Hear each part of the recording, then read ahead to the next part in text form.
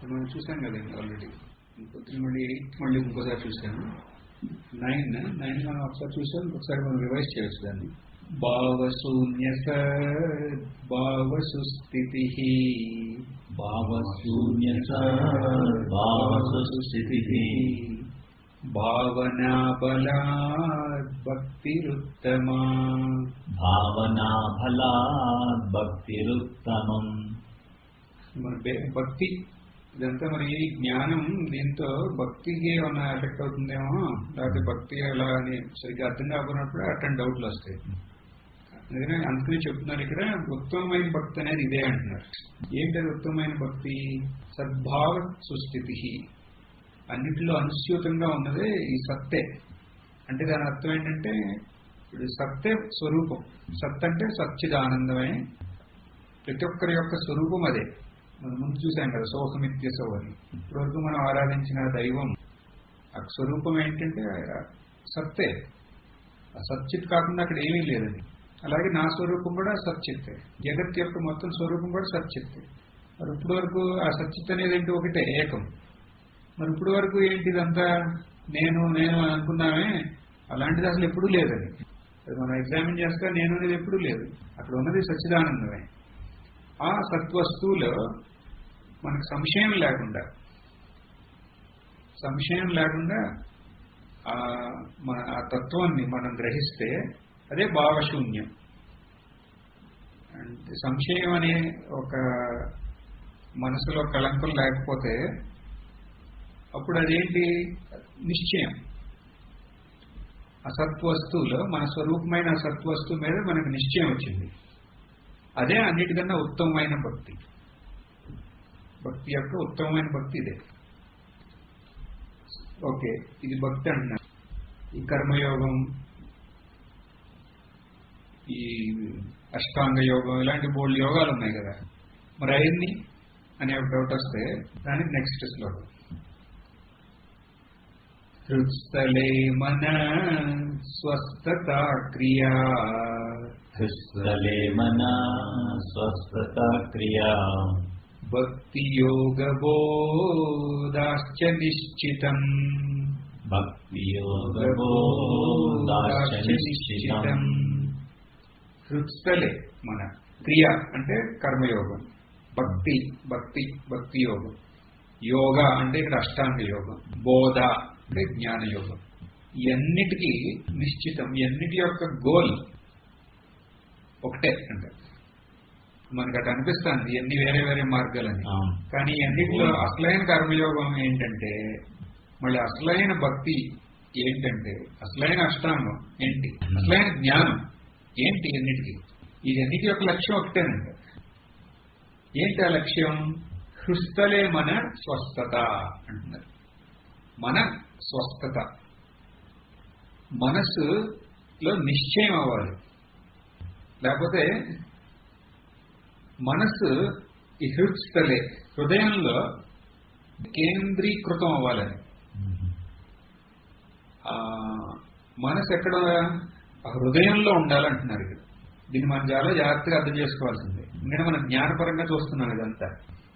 ఎందుకంటే అన్నిటికీ ఇప్పుడు అన్నిటికీ యొక్క లక్ష్యం జ్ఞానమే. ఆ జ్ఞానం యొక్క లక్ష్యం ఏంటి అని అడిగితే ఇదే. ఏంటది? మన స్వస్థత. హృత్స్థలే హృదయంలో మనసు స్థిరం అవ్వాలి, అది అక్కడ నివసించాలని. ఓకే, అప్పుడు ఇక్కడ అన్నిటికీ మీనింగ్ లేనండి. హృదయం అంటే ఏంటి అనేది వస్తుంది కదా. అప్పుడు హృదయం అంటే ఏంటి? వాట్ ఈస్ దిస్ హృదయం? హృదయంలో మనసు కేంద్రీకృతం అవడం ఏంటి? మనం ఏం మాట్లాడుతున్నాం? అద్వైతం కదా. మరి అద్వైతంలో మరి ఈ హృదయం మామూలుగా వేరే అంటే అనుకోవచ్చు. హృదయంలో ఇంత ఇన్ని దడాలు ఉన్న తామర పువ్వు ఈ రంగులో ఉన్నదే, దాని మీద మనం కేంద్రీకరించండి అంటే సరే అంటాం. ఇప్పుడు ఎంత మాట్లాడిన తర్వాత హృదయంలో మనం నివసించడం అంటే ఏంటి అంటే, ఇక్కడ హృదయం అంటే ఏంటంటే మామూలుగా దేన్ని మనం హృదయం అంటాం? మూలం. ఇది ఇప్పుడు గంగోత్రికి ఈ ఈశావాక్యం అనేది హృదయం లాంటిది అన్నాం అనుకోండి. అంటే దాని అర్థం ఏంటి? ఇది కనుక లేకపోతే ఈ గంగోత్రి ఎఫెక్ట్ అవుతుందని. అది కొంచెం ఎక్కువ అనుకోండి. అది అలాగే ఈ టెంపుల్, ఈ గుడి ఈ గంగోత్రికి హృదయం అంటే దాని అర్థం ఏంటి? ఈ గుడి లేకుండా గంగోత్రి అనేది అసలు లేదు. ఈ గుడే దీనికి మెయిన్, అంతే కదా. ఇప్పుడు హృదయం అనేది మనకి ఎందుకంటే ఇంపార్టెన్స్, ఈ హృదయం అనేది లేకపోతే మనిషి అనేవాడు లేడు. అంటే అది సెంటర్ అని. ఈ రాష్ట్రానికి ఇది హృదయం అంటే ఇక అది లేకుండా మనం ఊహించలేము దాని యొక్క అస్తిత్వాన్ని. అంటే అదంతా మెయిన్ అని.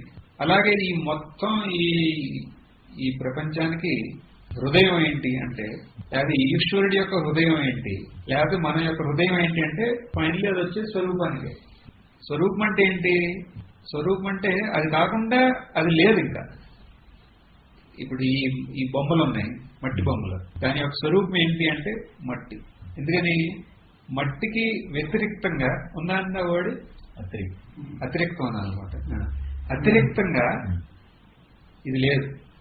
ఆ బొమ్మలు లేవు, వేరుగా లేవు. అలాగే హృదయం నీళ్లు, అలలు అనేది దానికి హృదయం నీళ్లు. ఎందుకంటే నీళ్లకి వేరేగా దాన్ని మనం అసలు కల్పించలేము కూడా. అందుకనే దాని హృదయం ఇది. అలాగే ఇప్పుడు మన హృదయం ఏంటంటే ఏది లేకుండా మనం లేము, అది మన హృదయం. ఏది లేకుండా ఈశ్వరుడు లేడో అది ఈశ్వరుడి హృదయం. ఏది లేకుండా ఈ జగత్ లేదో అది ఈ జగత్ యొక్క హృదయం. అప్పుడు ఏమైంది ఆ హృదయం అనేది మనం ఇందా చూసాంగా. దేని వల్ల నేను ఉన్నానని నేను తెలవబడుతున్నాను, అది నా హృదయం.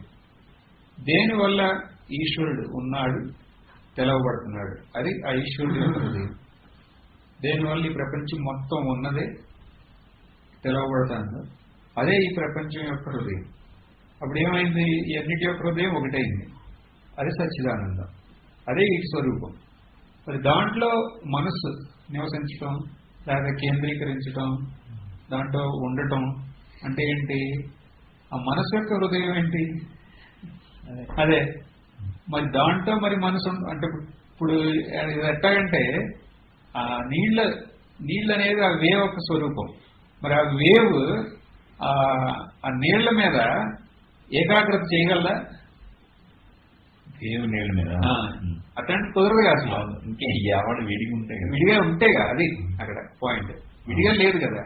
అప్పుడు ఈ మనస్సు అనేది అందుకనే అంటారు బహిర్ముఖం అయితే మనస్సు అనేది ప్రపంచం అవుతుందంట. అంతర్ముఖం అయితే అదే మనస్సు స్వరూపమైంది. అక్కడ స్వరూపము మనస్సు అనేది వేరేది కాదు. మనస్సు బహిర్ముఖం అయిందో అక్కడ స్వరూపం కాదు, ప్రపంచం కనపడేది. అంతర్ముఖం అయితే అక్కడ ఏంటంటే అదే స్వరూపం. మళ్ళీ తర్వాత మనస్సు అనేది ఇంక వేరేగా లేదని అక్కడ. అంటే ఇక్కడ మళ్ళీ స్వరూపం లోన, ప్రపంచం బయట అని కాదు. ఇప్పుడే ఆ మనస్సు అనేది అక్కడ వస్తువే లేదు. అది బహిర్ముఖంగా పరాంచికాణి వెతున్నత్ స్వయంభూ అంటారు చూడండి.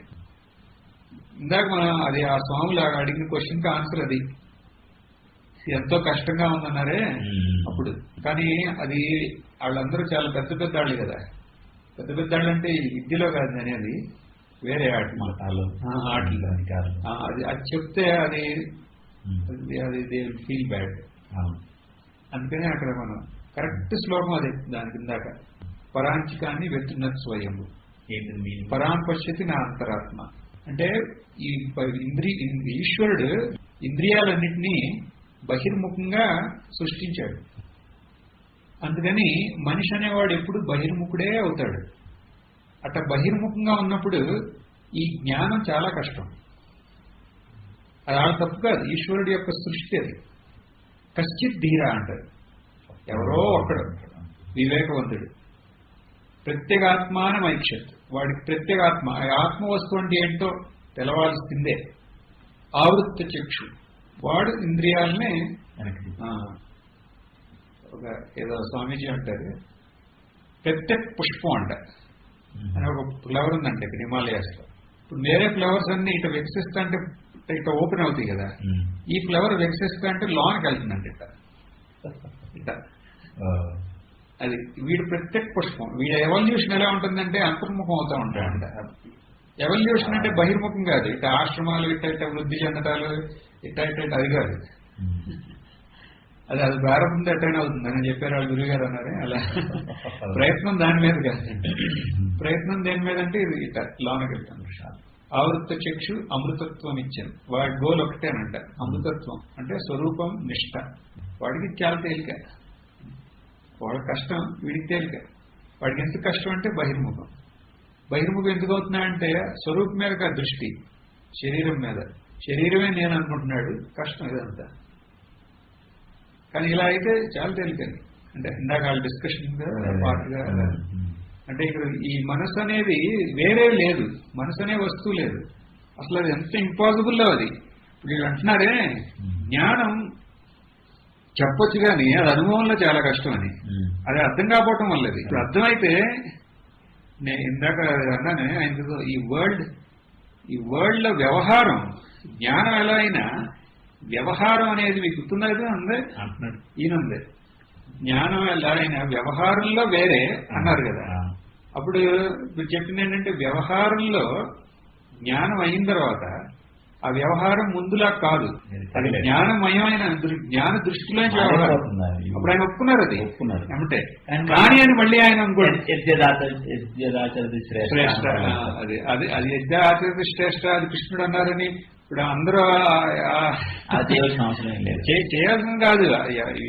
ఎవరిదాళ్ళు సమర్థించుకుంటానికి ఏది కావాలంటే చేసి కృష్ణుడు చేయమన్నాడు. అలానే అక్కడ ఇక్కడ పాయింట్ మనకి ఇక్కడ కావాల్సిన పాయింట్ ఏంటంటే హృత్స్థలే మన ఆ మనస్సు అక్కడ ఎస్టాబ్లిష్ అవడం అంటే ఆ స్వరూప జ్ఞాన నిష్ట అయితే అక్కడ ఇంకా మనసు అనేది వేరే లేదు, మనసు అనేది లేదు. చెబుతారు కదా శ్రీరామకృష్ణ, అది ఆ ఉప్పు బొమ్మ సముద్రం యొక్క ఇది వెళ్ళింది, ఫైనల్ ఏమైందంటే అది దాంతో కలిసిపోయిందంటారు. మనస్సు మన స్వరూపం ఏంటని తెలుసుకుంటానికి వెళ్ళింది, అయిపోయింది అంతే. ఎందుకంటే ఆ స్వరూపం వేరేగా మనసు ఏం లేదు, అది అది ఇదే.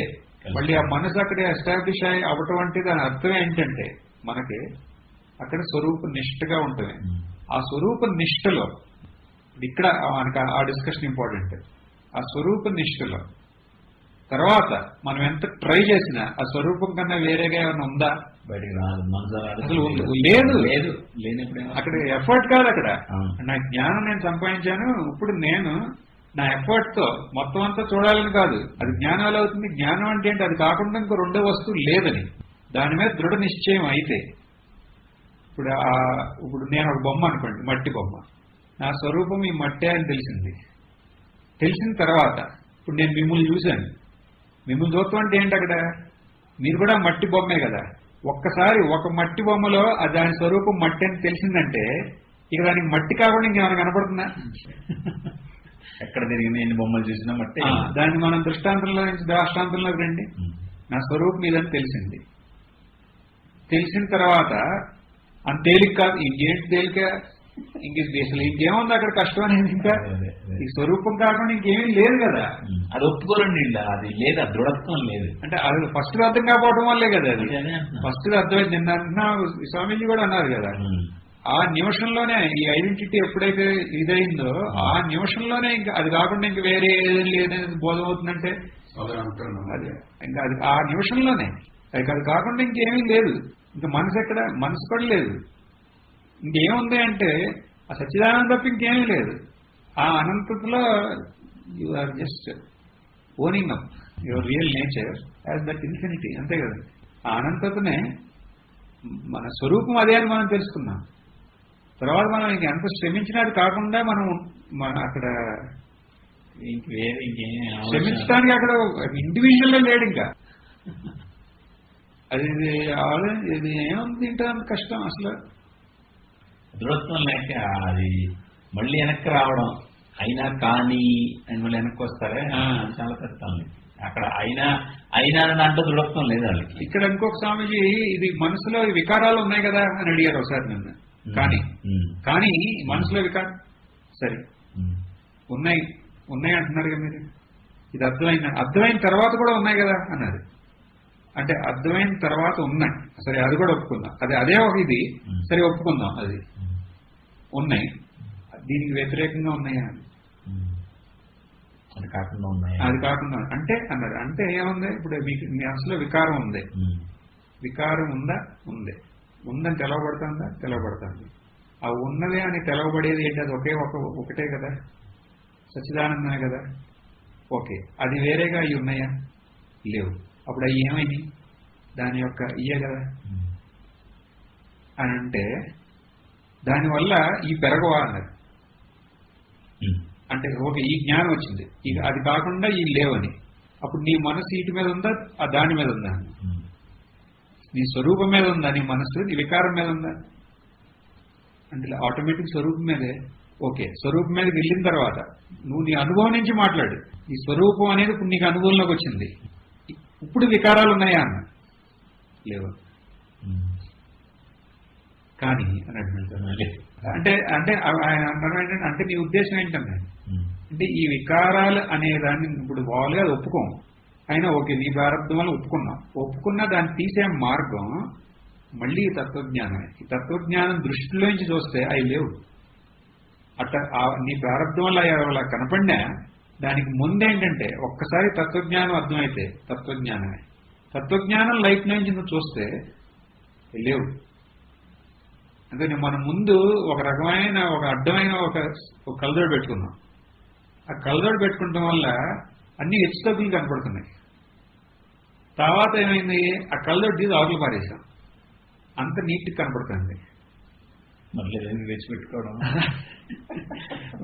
మళ్ళీ ఆ ముందు అభ్యాసం ఉంది కదా, దానివల్ల మళ్ళీ అది పెట్టుకుంటాం. అప్పుడు మనం చేయాల్సిన తీసేయటమే కదా. జ్ఞాన దృష్టిలోంచే కదా మనం ఇదంతా సరి చేయగలిగింది. అప్పుడు ఏదో అర్థమైందని నేను అనుకుంటున్నా. ఇక ఆయనకి అటు ఇటు ఏమనలేక ఒప్పుకున్నాడు అంతే. అయినా సరే అది జ్ఞానం నుంచే, వేరే సాధన లేదు అక్కడ.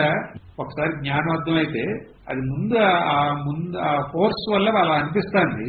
కానీ క్లియర్ గా చూస్తే అక్కడ ఏమీ లేవు, అది ఉన్నట్టు అనిపిస్తున్నాయి అనేది అక్కడ కరెక్ట్ ఆన్సర్ అని నాకు అనిపించింది.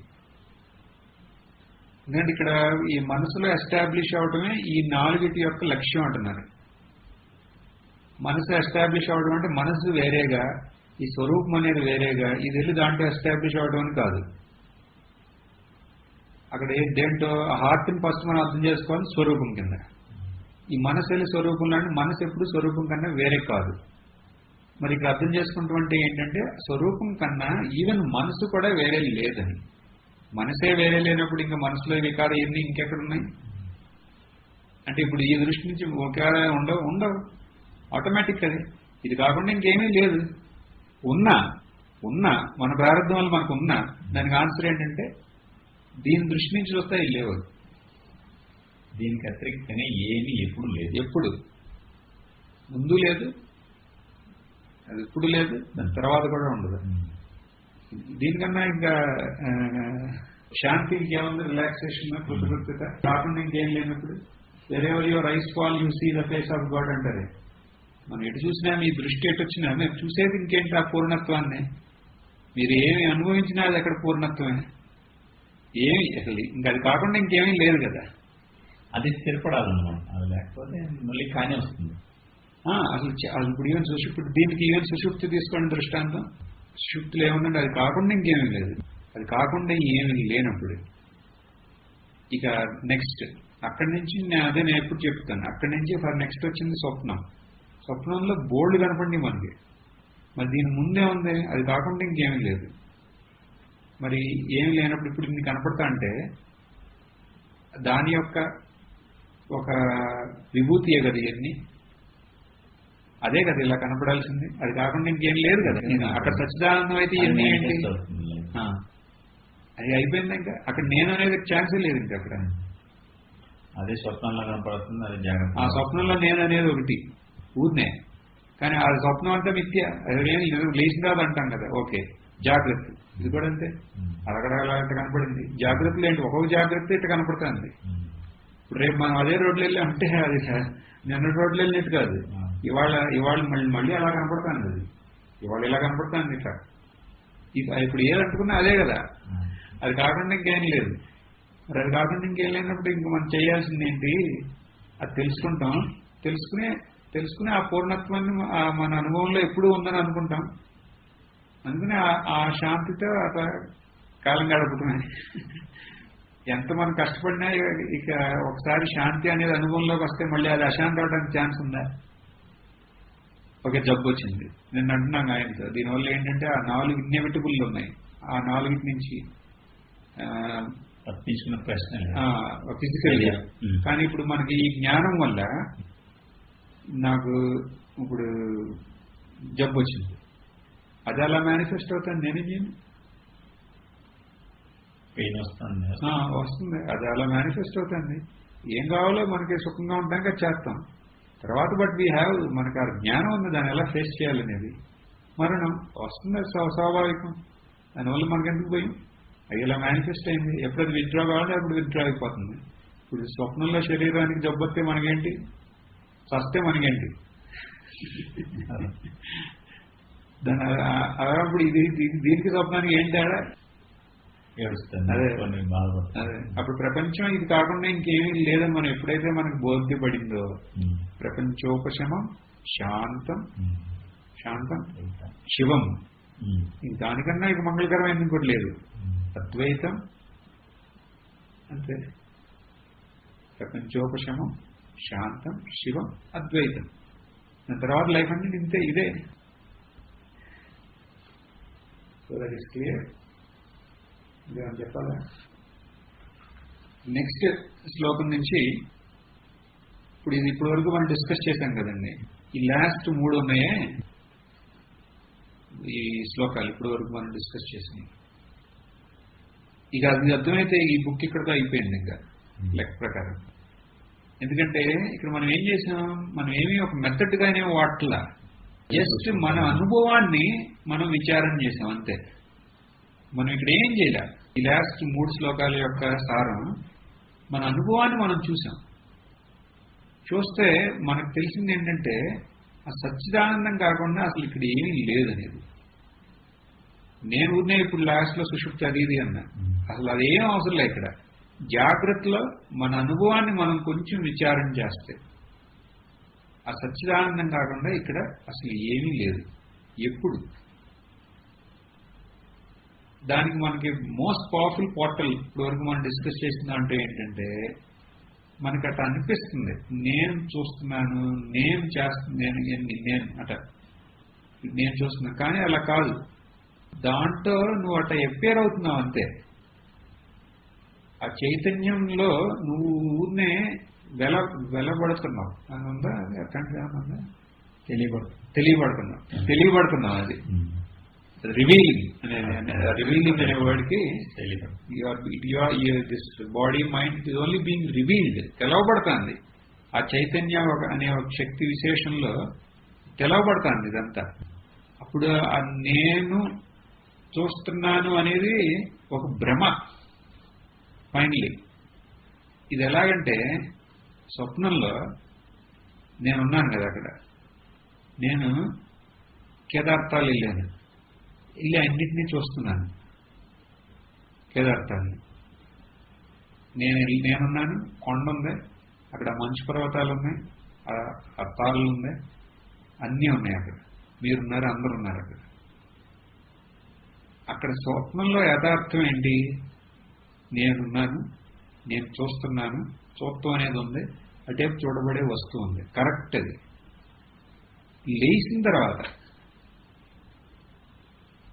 నేను ఆ కేదార్థాలని చూడటం, ఆ కొండ, ఇవన్నీ ఒకటే కదా, ఒకటే. మనం అంటాం కదా, అది ఒకటే, అన్ని రకాలుగా అది మేనిఫెస్ట్ అయిందంటాం. అక్కడ ఫైనలీ అక్కడ ఇదొకటి, ఒకటే అన్ని రకాలుగా.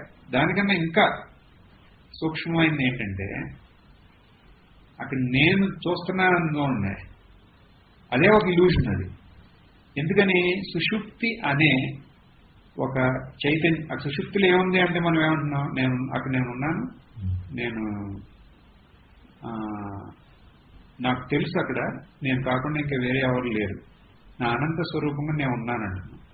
అప్పుడు అక్కడ ఆ చైతన్య విశేషంగా ఏదైతే ఉందో దాంట్లో ఈ 3 వస్తువులు తెలవబడుతున్నాయి అంతే. నేను, ఆ కొండ, అవి ఎక్కటం, అక్కడ ఉన్న ఈ మంచు పర్వతాలు, ఇవన్నీ తెలవబడుతున్నాయి. అన్నీ ఆ శక్తి విశేషంలో. ఇంకో ఎగ్జాంపుల్, స్క్రీన్. స్క్రీన్ అంటే ఏంటి? అక్కడ లైట్ ఉంది, అక్కడ అస్తిత్వం ఉంది, దాంట్లో ఒక చిత్రం ఉంది. ఇప్పుడు ఆ చిత్రం సినిమాలో ఇంకొక చిత్రాన్ని చూస్తుంది, ఆ చిత్రంతో మాట్లాడుతుంది, అన్నీ చేస్తుంది.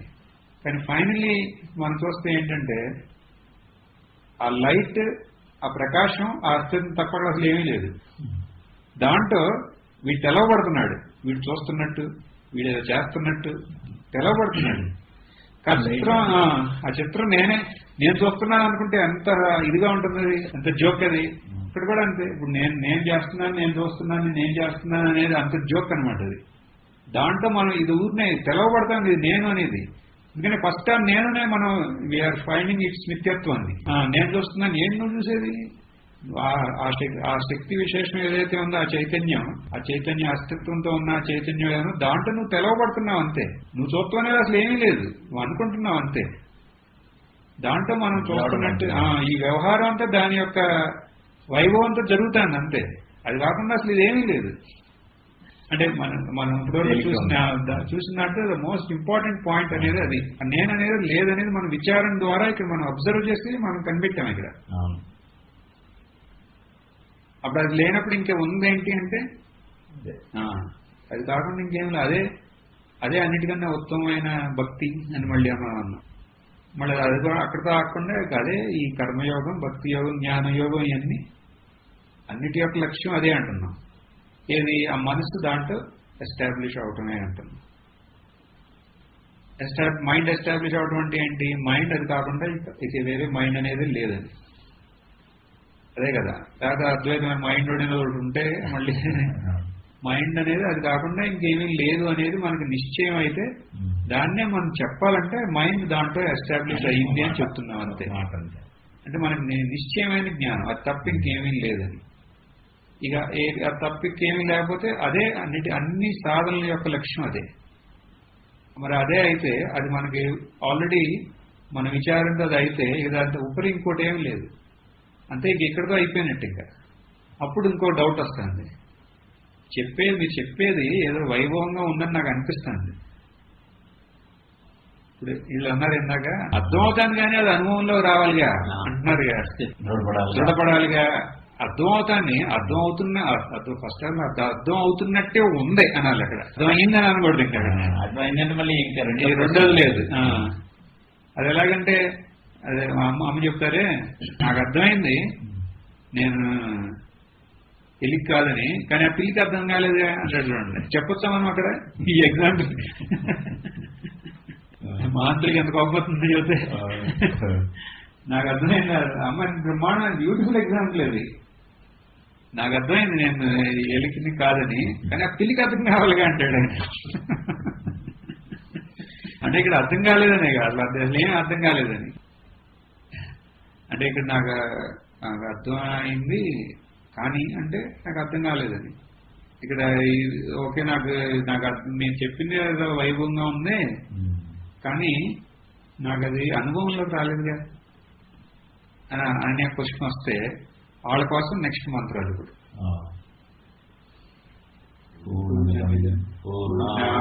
పూర్ణముదచ్యతే పూర్ణస్య పూర్ణమాదాయ పూర్ణమేవావశిష్యతే.